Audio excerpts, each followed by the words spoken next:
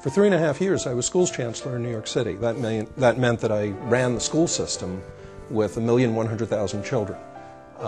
We had 150,000 employees. There's a $14–15 billion budget. It's an enormous enterprise.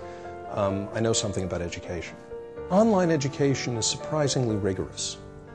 It actually presents education in a way that in some ways is more intrusive and more personal than education in a large lecture room.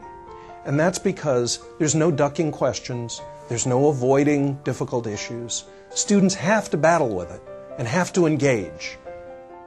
And in the engagement and in that process of battle, they often learn how strong they really are, that their perhaps not so great experience as high schoolers or in public education generally is not the experience of education, but the experience of mass education.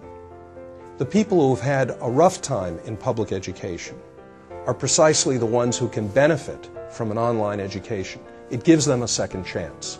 They're able to maintain their current jobs, their current employment situation, while at the same time bettering themselves and advancing their position so that they can go on to a better job and a better life. That's the promise of online education, and it is a very rigorous, solid, impressive way to get an education.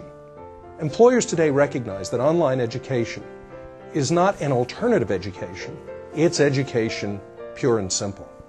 Online education today presents the opportunity to have a rigorous, intellectually stimulating form of education, interacting with your adult peers, understanding issues from the experience base that people have had, having led complex lives, and then going beyond that and expanding themselves beyond that and putting themselves on track to get a better job and a better life.